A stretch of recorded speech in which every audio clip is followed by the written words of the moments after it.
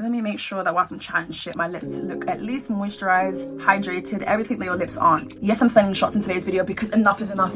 Gen Zers, wake up, listen. I had a really crazy night last night, a bunch of alcohol. Still under the influence of alcohol, but we're recovering, and I'm recovering with some McDonald's. I really do feel like on my death certificate, I'm sorry to go there, but like I feel like on my death certificate, the cause of death will be Big Macs. Like, it's absolutely mental the way that I run through it, and I can't even say run through it every single week or every other month, bitch. It's an everyday thing. Well, not yet. No, today we've gathered here to basically talk about the toxicity of Gen Zers and exactly why I hate Gen Z. I love you guys because you guys bring a lot of awareness about things. Also, I thought a lot of the woke people have suddenly kept quiet.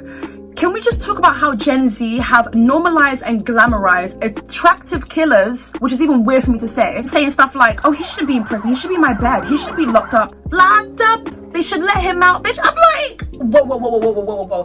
Put your Specsavers glasses on. Yeah, that's the first step. Second of all, brush that nasty ass tongue. Third of all, delete every single social media app you have. Things are about to get worse for you. If you have normalized this in your everyday life and in your mindset, you think, okay, because he's so attractive, he should be freed from prison and not face any charges, then we're not going to meet eye to eye in this conversation. But you know what? This is for you, people like you. I'm going to give you guys two different examples of two murderers who are in prison. But then you've got people on TikTok, you've got people on Instagram leaving heart eye emojis in their comment section or saying stuff like, but it was a mistake. We all make mistakes. Okay, hold on a second. You know when Hannah Montana was saying, everybody makes mistakes. Everybody has, she didn't mean stuff like this. I really hope you know that. Let's get that out of the way. We all make mistakes. A mistake of mine is probably choosing not to reply to that cute ass boy. A mistake of mine is probably, maybe I could have prevented this from happening so my mom doesn't slap me in the ass when I come back from home. Do you know what I mean? A mistake is not choosing the top bunk beds. Do you see what I'm saying? A mistake is not taking someone's life, and that being, in this situation anyways, more than one. So excuse me if I feel as though you're pissing me off. I'm not gonna hold back. I'm not even low-key judging you, bitch. I'm high-key judging you, and you know what? You deserve to be read right now, so I'm going to. It's not like it's just a group of people doing this. It is a, bitch, this is more than a handful. I can't even carry you. It's thousands and thousands of people saying to these men, oh, but they're so cute. They should be in prison. They should be in my bed. Remove the handcuffs unless we're doing that in bed. So weird. Like, everyone's always gone about, I'm manifesting love. Bitch, you want love from someone who's a serial killer? Okay, cool. No, the only time I've really hyped someone up who's a murderer was never in real life. It was in the movies or TV shows. The people who cast these people, they know exactly what they're doing. The toxic serial killers, psychopaths are the ones who are the most attractive on the show. And as horny teenagers, your legs just pop open. Just lose it. The legs go wobbling because you see someone who's attractive on your screen, but you allow it because you allow them to get away with murder, literally. I've partaked in this when I was fairly younger. All I'm gonna say is, as long as you come to a place of realizing that this isn't right, then I don't know what to say, because I was having this conversation with a friend of mine. Yes, I do have friends, despite what my Instagram stories portray. Listen, I'm not one of those people who's out here, Lisa, say hi. No.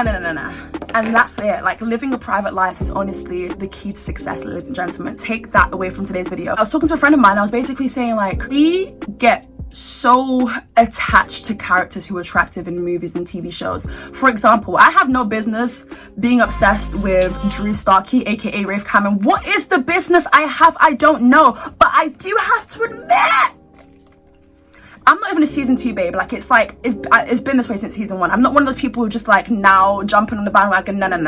But I'm not hating on you either, because I can't stand someone who's like, oh, but you weren't here in the beginning. Okay, shut up. So wait, hold on a second. You like Taylor Swift in the beginning, but I'm joining day 158, but it's a crime. Oh, get out. It doesn't make you better than me. But what I'm trying to say is that I have no business being obsessed with like the toxic characters in the shows. But like, that's what I have done, you know, on different occasions, to be very honest with you guys. And I'm sure some of you guys can relate as well. Like, I have no business being obsessed with someone who's just killed someone in the show or movie, you know. But I can definitely differentiate the fact that when it comes to real life, oh no, we don't play, because it is just characters. That's how I see it. I don't see it as more than just that. Like, some people take things of what they see in movies and TV shows and genuinely think that these are how these people act in real life.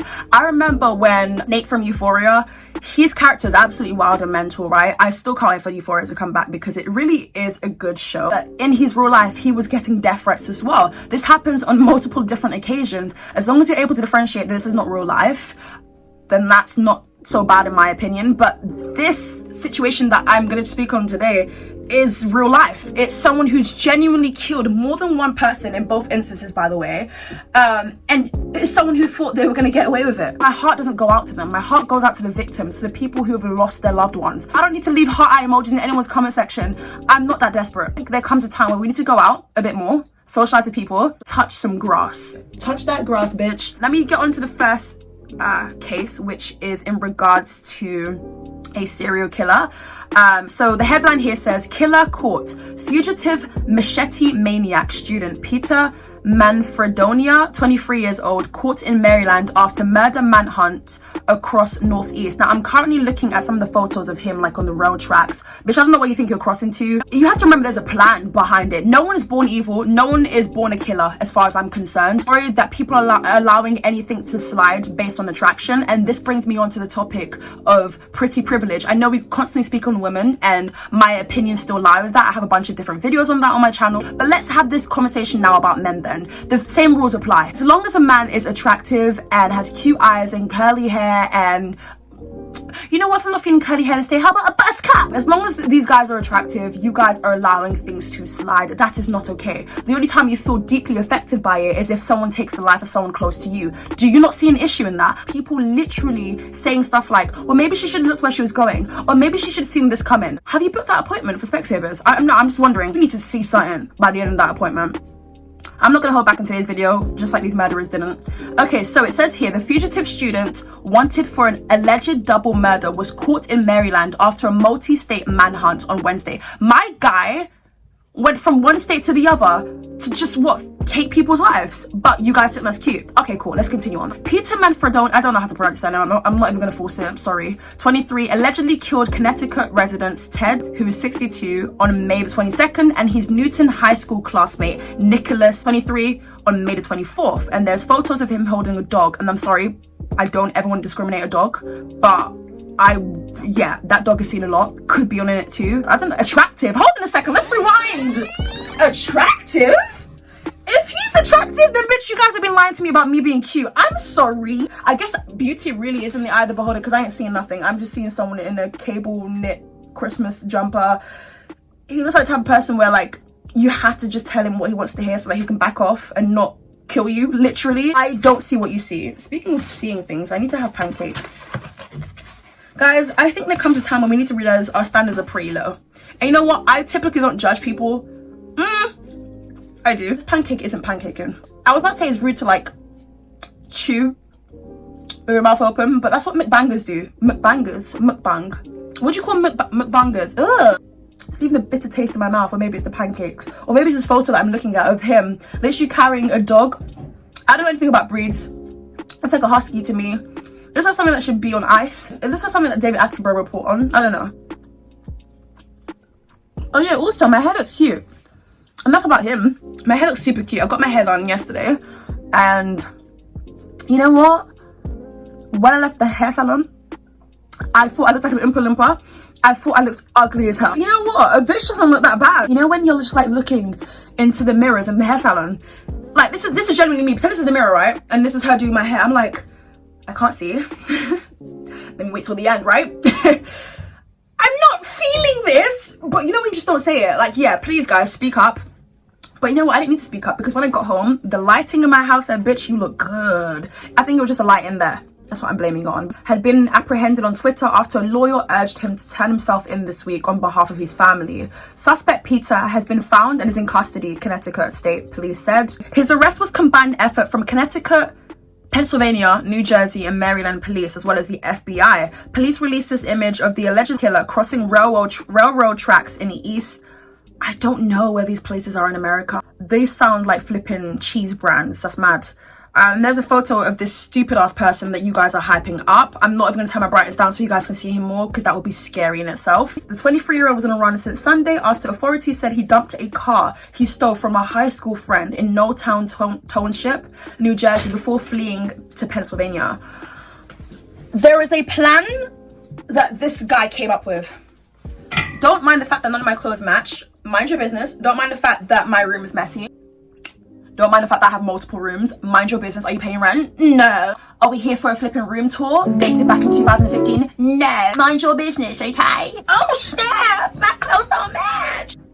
Are we not clocking? He allegedly abducted Elise's girlfriend in their stolen Volkswagen Jetta after killing his friend on Sunday. This is too much for me. Like, as you keep scrolling, you can just see the victims. What do you want me to say? You want me to leave heart eye emojis in your comment section? I thought rhinos had horns. Some of y'all horny AF. I'm shocked in some ways, but nothing seems to.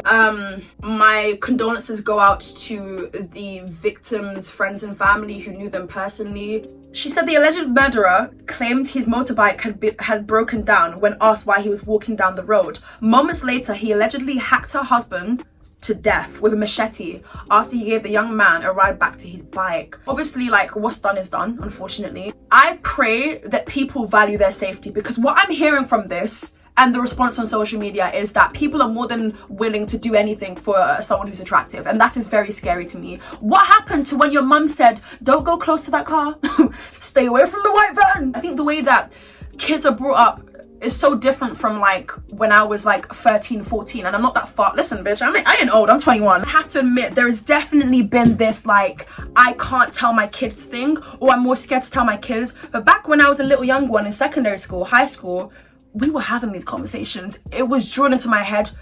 And of course, some things you can't escape. Some things are just inevitable. I understand that. But I think people are willing to let anything, and I mean anything, slide just as long as someone is attractive. And this has happened in plenty of different occasions, even Bundy. Revolting. So let's move on to the next situation. This one right here, if I just put it up for you guys. You guys are truly losing it because you saw someone in a suit. The driver who hit and killed a mother and her baby on Bayshore Boulevard nearly 3 years ago will serve 24 years in prison. The judge said Cameron Herron's track record of excessive speeding contributed to their decision to give him 24 years. Maximum punishment permitted under Florida state law.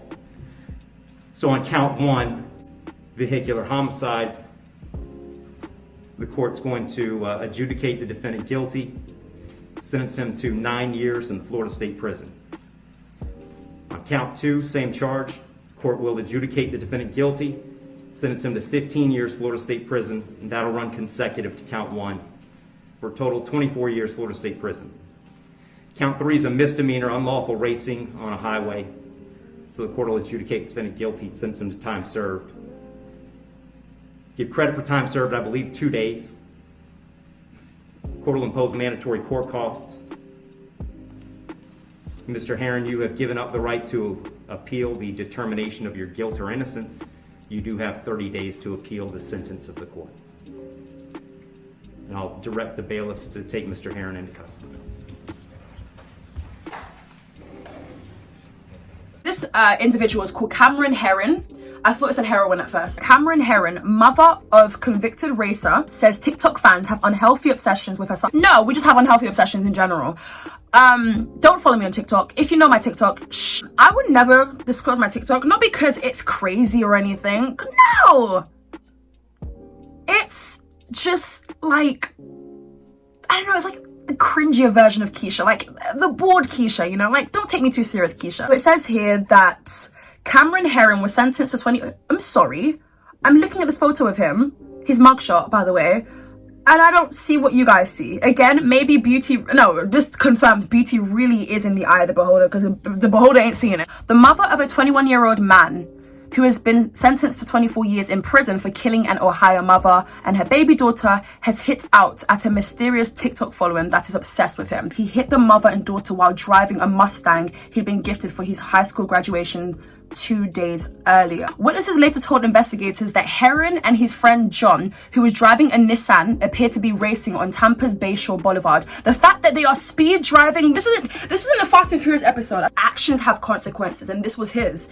It says here, prosecutors presented evidence that the Mustang topped 100 miles per hour. What? Moments before the crash, rapidly declaring to 30 and 40 miles per hour at the time of the impact. Since Heron's conviction, the now 21-year-old has amassed a large online following, primarily on TikTok. Primarily as in there's other platforms too, but the main one is TikTok, where his account has over 2 million followers. Okay, yeah, this is the part where I leave this TED Talk, and yeah. Drinks and food on the table. Please take the brochure as you leave. Oh my god! Posts tagged "Justice for Cameron" had flooded a number of social media platforms, with many including footage from his sentencing. I saw the video of him being sentenced and him in court, and that was the very same video where people were like, you know what, my legs are now spread open. Some of the clips feature sad and heart eye emojis while describing Heron as innocent or too cute to go to jail. You're probably thinking, why are you not having it with syrup? The syrup from McDonald's is just not it. This ain't it, but I have to force it. Where else is it gonna go? In the trash? No.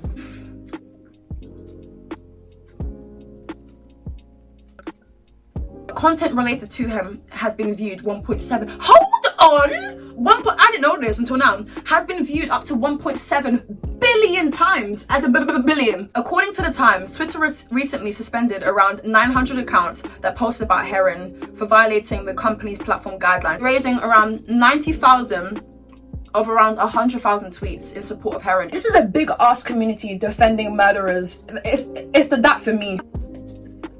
Oh, I hate these flipping paper straws. Like, who thinks to make paper straws? I'm just sucking on paper. Nah, this ain't it.